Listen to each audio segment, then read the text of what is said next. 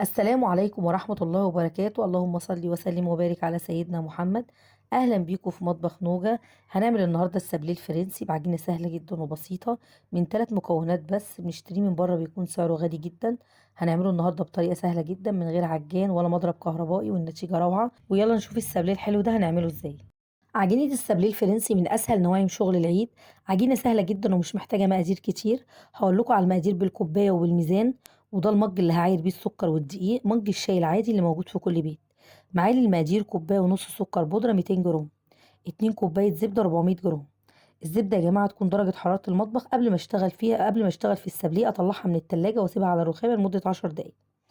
و5 كوبايات دقيق كحك وبسكوت 600 جرام. يعني عجينة السابليه 3 2 1. 100 جرام سكر، 200 جرام زبدة، 300 جرام دقيق.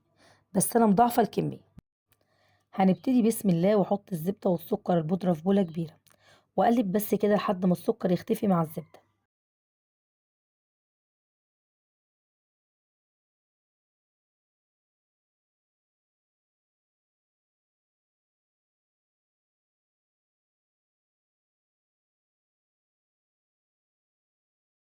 وبعدين احط الدقيق واقلب لحد ما الزبدة والسكر والدقيق يتجانسوا مع بعض.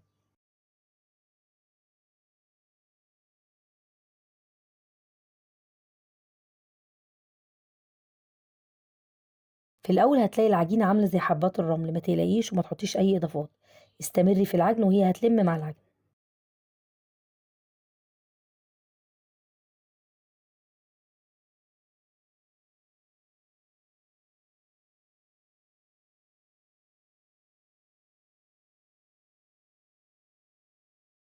بعد ما عجنتها لمدة 3 دقايق المكونات كلها لمت وبقت عجينة ناعمة زي ما حضراتكم شايفين.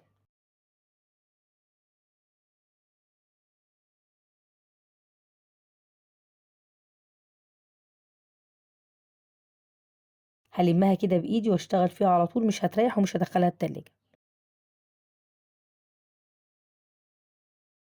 هاخد قطعة من العجينة واحط عليها كيس بلاستيك وافردها. ولو المفرش السيليكون ده مش متوافر افرشي العجينة بين كيسين من البلاستيك.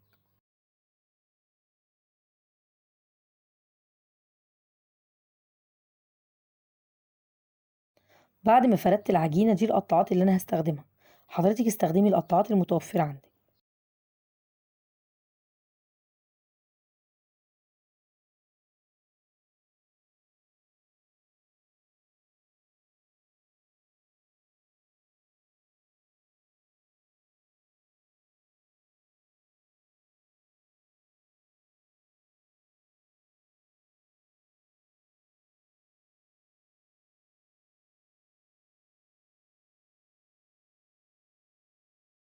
بالراحة كده، وهشيل طرف المفرش وهشيل وحدة السابليه وهحطها في صينية مش مدهونة اي مادة دهنية.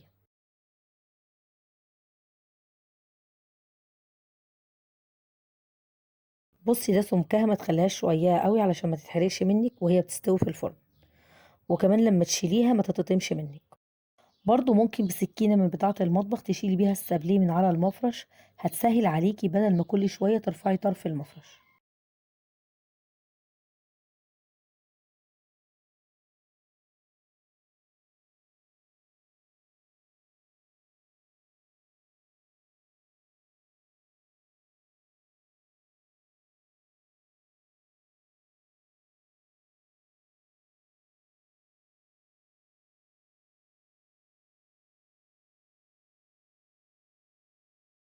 وده السابليه اللي المربى هتكون باينة فيه. هاجي كده من النص واعمله بالقطاعة الصغيرة عشان تديني الشكل ده. ودي كده كل الكمية هدخلها الفرن على درجة حرارة 150، وهحطها على الرف اللي في النص. وهشغل من تحت بس، هياخد في الفرن من 15 ل 20 دقيقة.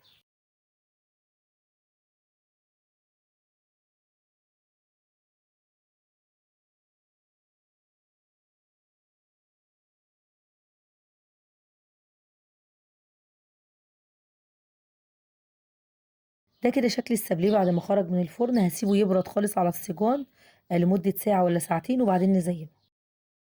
بعد ما برد اول حاجة عملتها رصيته على الصاج صفوف. دي طريقة سهلة جدا عشان تنجز معاكي في الوقت. هتعملي صف من السابليه مقلوب وصف تاني معدول، وهتحطي المربى على البسكوتة المقلوبة.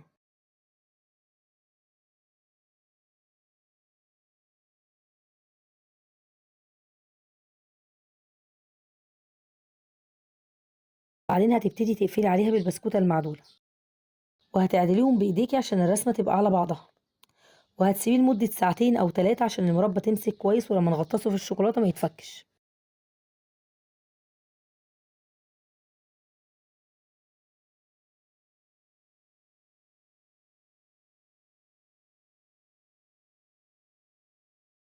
ده شكل السابليه بعد ما لزقته بالمربى. معاه للتزيين شوكولاتة بيضا وشوكولاتة بالحليب، مسيحاها على حمام مية دافية وحاطة عليها معلقتين من الزيت، ومعايا كريز ومكسرات بندق ولوز وعين جمل وشوكولاتة شيبس. اخد واحدة من السابليه واغطسها في الشوكولاتة بالشكل ده، وبعدين احط عليها شوكولاتة شيبس، وواحدة تانية احط عليها كريز، واخد واحدة تانية واحطها في الشوكولاتة الغامقة، واحط عليها واحدة لوز، وواحدة تانية احط عليها عين جمل. التزيين ده بتاعك انتي، انا بس بقولك على الفكرة، لكن ما شاء الله كلكم مبدعين.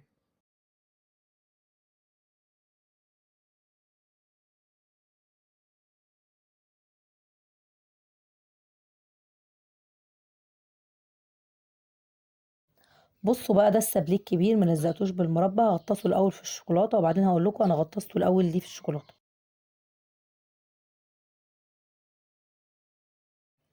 هوريكم برضو فكره حلوه بتخلي شكل السابليه حلو قوي. هاخد شويه من الشوكولاته البيضاء وهحطهم على الشوكولاته الغامقه، شويه صغيرين مش كتير، هحطهم بشكل عشوائي بالشوكه، وبعدين اخد واحده من السابليه واغطسها في الشوكولاته. ايه رايكم بقى في الجمال ده؟ افكار بسيطه جدا وادتنا اشكال جميله.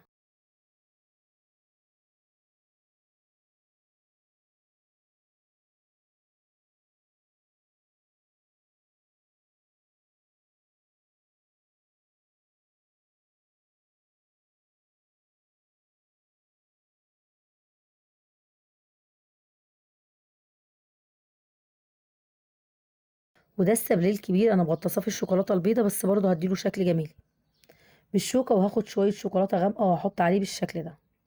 وده اللي عملته بالشوكولاته الغامقه، هحط عليه شوكولاته بيضاء بنفس الطريقه.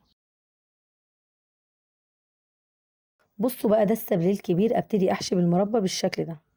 وده الجزء اللي غطسته بالشوكولاته، سبته لما الشوكولاته نشفت ومسكت عليه، وبعدين الزقه في بعضه. لو حشيته بالمربى الاول كانت المربى هتتبهدل وما كانش هيديني الشكل الحلو ده. هخلص كل باقي الكميه وبعدين نشوف شكله في التقديم هيبقى عامل ازاي.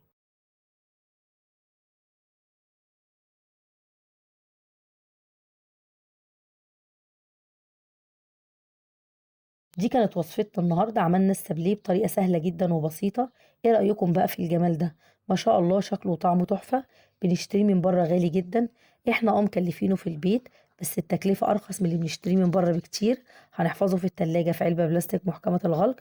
ما تنسوش بقى لو عجبكم فيديو النهارده تعملوا لايك وشير، ولو مش مشتركين في قناتي تشتركوا وتفعلوا الجرس الصغير عشان يوصل لكم اشعار بكل وصفاتي الجديده. ومستنية تطبيقاتكم وتقولي رأيكم ايه على السبليه الحلو ده في الكومنتات.